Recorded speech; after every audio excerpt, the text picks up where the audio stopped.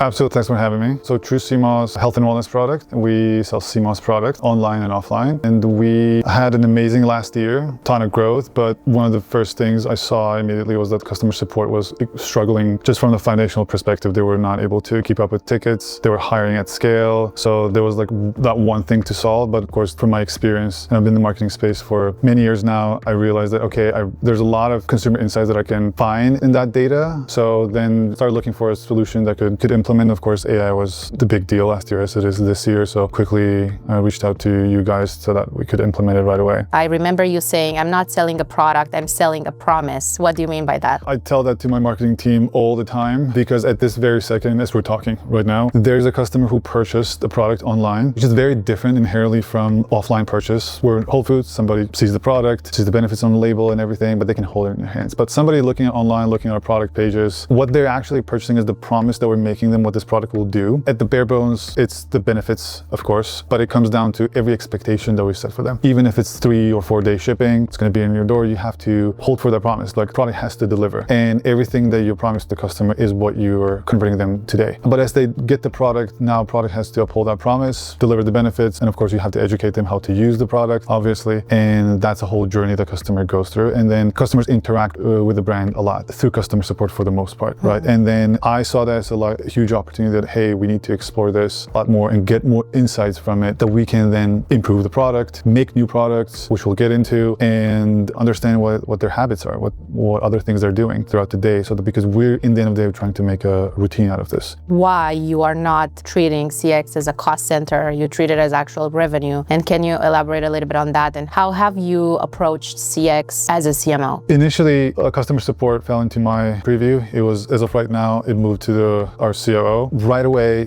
bare bones, how to understand customer support is that, yes, there's customers that asking questions that before they purchase. But as we know, customers might come back throughout their journey with the product once they have it and have further questions, and then you have to be there. And as a business that is very subscription heavy, you have to be there because they're subscribed. It's not a one-time purchase. They're asking questions about how to take the product. They might be asking questions of like what I can take it with, when I should take it. If your product pages or the website doesn't do that education piece, they will come back to you because they're curious. If somebody wants to cancel, right? If let's say if they don't see the value, it's too expensive, what they're actually telling you is that they don't see the benefits of the product. They're not canceling because it's expensive. You would happily pay for $100 probiotic if it was doing the job. Then it's not expensive all of a sudden, right? So you have customer support be trained on all of those answers and have all that, so meaning now Siena agents, to provide that answer so that they can actually retain that customer. So all of a sudden it becomes a retention tool. So and the retention, recurring revenue is a very big chunk of subscription businesses revenue. It's the highest quality revenue in the rankings. So we have to do everything to support that function, meaning it to continue recurring at the pace that we want, if not improve. But even going back, just to divert from the question a little bit, the idea was that, hey, a problem that we had at hand was that we had 4,000 tickets always hanging. So average response time was 4 days. Now it's in minutes. So, okay, let's fix that, right? But after that, how much revenue we can retain and how much more revenue we can acquire, giving more clarity to the customers. Especially, I mean, you were talking about if your website, your product pages cannot fully answer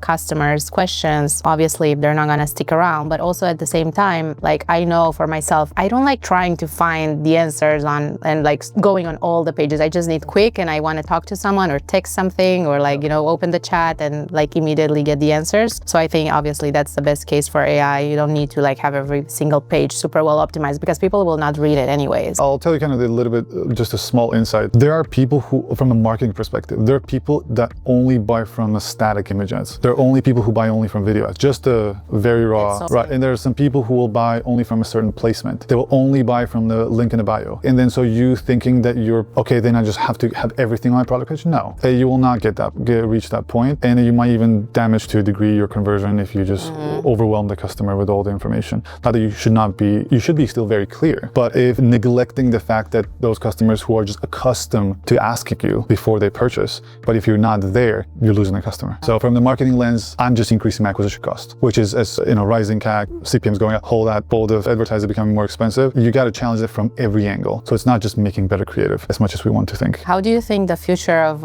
online shopping would look like? Do you think websites will look the same? Product pages, will they be the same? That's a tough one, but it's going to evolve. Super excited. But there's the people I think who will win in that experience are going to be the ones who will experiment the most. And so even just taking some of the data that came out recently about last year is that the businesses that had, D2C companies that had the highest amount of, the biggest improvement in the acquisition cost are the ones who tried a lot of things and never stopped experimenting, rather than just like staying still. It's like, hey, this is it, and it's gonna stick. No, it's not. And then they had the blip, and now they cannot, and all of a sudden, because of that, they try to expand the team. Now they're in trouble because they stopped looking at the thing that was growing the business. They had the core beliefs and they kind of stopped. It's just not a good idea. So whenever new websites will come, we just have to be there. We'll see how it goes. What do you think brands miss when they don't pay attention to what happens after the sale? Oh, it's a big one. There are a lot of things. Going from just core principles. Product has to be delivered the time that you promised your customer, in the right product, and hopefully not broken. The reason why I say those things is we had a problem with each of them. One of the last parts that we still have problems with is that we deliver glass jars. Sometimes they break. So we have to be always which 3PL is messing things up, where is it coming from, what's location, and usually customers tell you that. It's just a function of the business. We don't want to move away from our glass jars. That's our identity as a brand. Weird it might sound, but we have to follow up. Always look out for that, right? So that we can patch that as soon as that happens, or let someone know that they're do better. But besides that, of course, there's a compliance piece. Because it's a health and wellness product, you have to make sure that customers actually taking the product the way that you're actually describing them or explaining to them. They might not read the pamphlet, they might not read the email. That's like just as with like somebody converts a static image ad, somebody converts on a video ad, that type of placement, or they buy from a link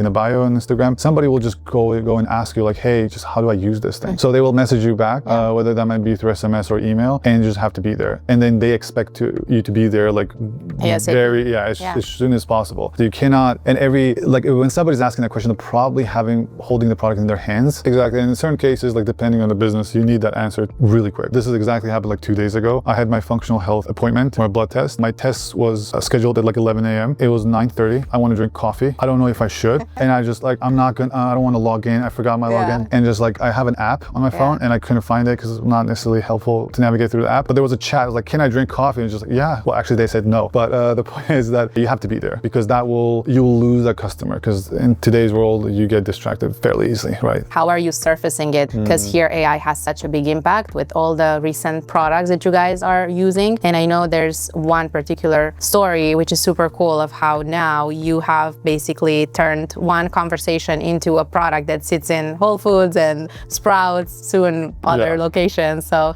can you share that story? It's an interesting story. And then that opened up, like every month we review all of those kind of the summaries of some of those tickets just to get more consumer insight. The story is that we just installed Siena, I think like a month or two we're in, and we were looking at what kind of some of the reasons of cancellation, because that was like, okay, we covered like 4,000 tickets, now we're down to like 10 minutes response time, but like why they're canceling. And one of the reasons why they're canceling is that they just want to try product once. And our jars retails in Whole Foods and Sprouts at $35. Not a necessarily cheap product to buy, but we have 12 flavors. And I bet customers want to try a lot of flavors. So what they were saying to us, like, hey, do you have a product? I just tried this product. It's great, but I do want to try strawberry, blue spirulina, or cherry, or other flavors. Do you have like a sampler or something like that? And then of course, it's very obvious now that with all the D2C brands doing it, but when you're in the weeds, you're trying to like show up every day, like, and control everything, and of course grow the team, lose the sight of like what needs to be done. And very quickly we just saw like there was like hundreds of tickets of customers asking that, existing customers. And when you see 100 customers taking time to ask you that question, that means that there's another 1,000 or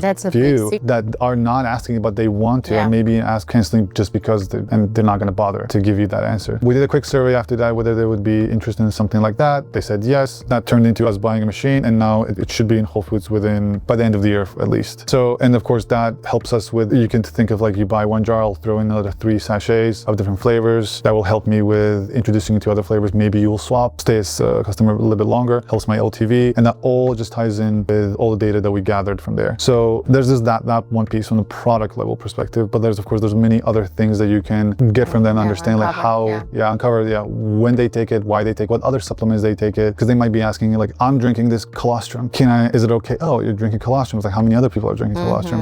And like, then now that sparks an interest, like, okay, let's do a customer survey. What other products do you actually take? When do you take it? And like, what do you take it with? There's so many ways you can go about it. I think over time, the marketing team understood that it's like, they're extremely intertwined with everything that customer support is doing. How much do you think of the D2C playbook is built on guesses versus actually what customers want? We had that problem as well, I would say, still to a degree, because the way that new brands are built for the most part is that you see the categories and see what they're doing, so what type of posts they're making, what type of ads they're making, what type of education they're doing, everything, the whole thing. saying and then trying to follow. Depending on the category they're working in, that's the playbook. What you're doing there is that as you're following this playbook, you're creating a massive gap. You're detaching yourself from the customer. And if you get close to the customer, I don't want it to sound vague, but like you can definitely drive meaningful revenue driving activations with those inputs from a retention perspective or acquisition perspective. And then the only way you can do that is to actually look through the customer tickets. Doing that manually when you have, let's say, hundreds of thousands of orders a month, they would be great. It's unfeasible. And if AI or any type of tool solve that for us, we gain so much insight that we can then translate into meaningful insights that we can actually act on. New product,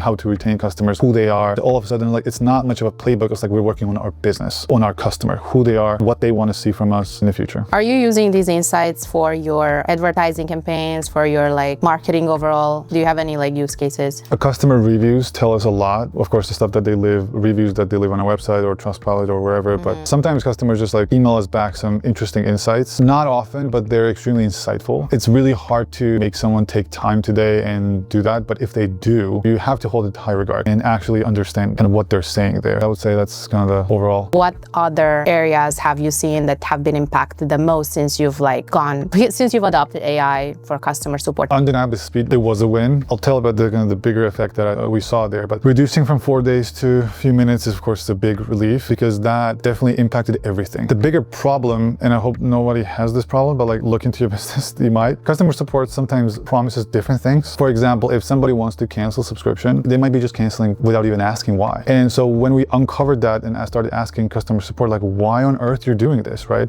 All of a sudden you're mad, but like nobody ever instructed them to do that. The reason why that happens is because customer support was sitting somewhere on a different floor. Nobody was talking to them, but at the same time, they're actually hurting if in certain cases helping marketing. So okay, let's align the bare minimum. And once we got aligned, they got a lot more eager their job got more exciting, our customer support people. And then now we introduced a bonusing system with them to attaching revenue to their performance. It completely revamped everything. So it united us a lot more. So I would consider that as a bigger win. Are you attaching the bonus system to increasing AI's performance as well? We definitely want to create every agent for every scenario that there is, but not only we're looking at it holistically every touch point that we're having right now with the customer, whether that may be email, SMS, or social posts, comments, whatever that might be, so that we're there all the time with the right set of information and actually exciting customer to know more about the product. How are you thinking about social? Where does it sit right now at True CMOs? Because I feel like there's two different POVs that I'm hearing when talking to our brands. A lot of the time social teams sit under marketing separately somewhere in silo. They have maybe a community person that does it. But then what I'm seeing as a trend is like they're moving under CX. So again, like CX basically represents everything that touches the customer. So how does it work at True CMOs? I understand why some brands might want that social piece under customer support. We don't. Just to break it down, when we talk about social, there's organic social posts, comments under organic posts, and there's comments under paid posts. Organic, the marketing team controls all the campaigns, of course, that are going on social, and all the comments that are there and then we want to see those comments. Marketing team, how they actually react to whatever their comment. If we're trying to advertise our product physically, right? We'd like to kind of see them like, hey, why didn't you announce it that you would be there? We always want to try our product, whatever. So like we want to actually see those, like we don't want customer support to kind of hear about it and never mention it to marketing team. Raw example, but like on the paid social side, majority of DC brands spend a lot of dollars on Meta. We create a lot of performance creative assets. And when those assets go live, people comment. Sometimes they're positive, sometimes they're negative, but even if they're negative, if you leave those questions unanswered, it might attract more people. Basically what happens is that there's a social phenomenon that when like you'll see 2 or 3 comments talking something negative about something, it just attracts more people to post similar things. You have to be there, and that damages reputation, so you have to, and then damages your performance of that ad. So if you have an ad that is spending a lot of dollars, bringing a lot of new customers, and it got a lot of comments, even with the positive comments or negative comments, you have to be there. If somebody comments even like, hey, I want to try, your social agent could go on and just like, hey, we just DM'd you a discount code. So that's, if you do that, other people see that, right? And if somebody asks something concerning about the product, but they get but other person sees that, but like True CMOS support has actually answered that. Now, okay, I got it. Like this is a real company with real people in it. Although it's an agent, now answer it in that case, but like they're not leaving people on red. How do you decide now with AI in terms of tooling what is worth keeping? Like how are you thinking about moving forward? For example, are you thinking about consolidating your stack more or creating like a knowledge graph for True CMOs versus having like, things sit in silo silo and data not communicating to each other. We, this year, especially beginning of the year, with that hyper growth that we had last year, we were hiring at scale, we were onboarding tools at scale, and we lost definitely a track of like, okay, is there like, what's the budget? What we did is that we had to just look at everything that we're paying for, and we had tools that were doing the same thing. So those are painful to see, but we had not few of those, many of those. So, okay, now let's cut ones that we actually don't use. But that's still step number one, very similar to cutting from 4-day response times to like 4 minutes. But then the next thing was, of course, okay, what can we do from here? And what we understood is that team was distracted by a lot of things, a lot of tools. And then what we told to the team, like, hey, try to remember what's your business objective, what you're trying to solve, and what you need in that process. Because they were using just a lot of everything. Even let's say take creative. There's a lot of tools that can help you create ads or edit ads or whatever they might create iterations or many other things. And then people would get excited because they found something very interesting and they would get carried over, but then their OKRs would suffer. And I love that they're curious, thinking outside of the box. They found they're building something, but let's not forget like our goals, because we have to hit our numbers. At the end of the day, we have to work towards that. We did consolidate, but until this day, like we have a designated folder in our Notion with all the kind of tooling and accesses, like what they do, what you need it for, and archive of all the knowledge base of like how to do things. Not only with that tool, but generally with general workflows, how we do things. So, and then how those tools actually come in. Again, we're not trying to fire people because we're adopting AI. It's more so like how we can eliminate the busy work or reduce it and then make you faster, make you more powerful. And that, I think, is the right way to approach it. Did anything change in the customer service team, customer experience team before, like after you've adopted AI? Like how does before and after look like? I would say the biggest thing is like building agents. What they're doing, customer support is doing, there's like few people that are actively working on like perfecting it, so that actually covers all the edge cases. But we have, I think, 85 to 90% optimization rate right now, meaning like 85 to 90% of our tickets are optimized by Siena, which is phenomenal. It's crazy. But we still have very decent amount of customer support people in our team, and like what they're doing is that they're picking up some of the conversations that Siena cannot answer. And some of them are very unique one-offs, right? But if some stuff repeats, even rarely, but still repeats, what we can do to build those agents so that they're actively working on that piece so that we kind of cover everything. Because if we're trying to grow this company 2-3 times where it is right now in the next 5 years per se, which would be great, that means that we will have a larger amount of tickets. And those tickets that are one-offs right now will become more and more. What would you tell a CMO who still sees support as just a queue to clear? I would say that there's a lot of revenue that he is in there that he's missing out on. Just pure practically, every modern day CMO is trying to drive revenue. If you're trying to do that from acquisition perspective, there's a revenue there that can help you with lowering acquisition. It might be hard to see, but like try to dig in. And then the second is, of course, from the retention perspective, there's a revenue piece that you can retain more revenue. And of course, that's the second. And then third is like, it can be a very great place where you can find ideas. Because sometimes customers tell you literally that what they want to see more of or less of. Even though those might be like here and there, but like take that insight, note it down, and I know that you will find those insights elsewhere in the business. And you will put this puzzle together, like I should possibly do some more customer surveys, or like speak with those people. Somebody within my business, like 6 months, I always want to call them. Now I know what questions I really want to ask them because I have that insight, and I just like come up with some random 3 to 5 questions, but you might want to do that yourself to have more conviction in it. So there's a lot more revenue that I think in customer support, like servicing your customers, than you might think. Well, it goes into the general OpEx as SG&A, but it's what I would say it should be interest of marketing team and its interest of operations team to look into customer support very much. Yeah, thank you so much. Is there anything that you want to share about TrueCMOs, anything exciting that's coming out? Find us in Sprouts and Whole Foods. Check us out at truecmos.com. Thanks, Luca. Thank you. Thanks for having me.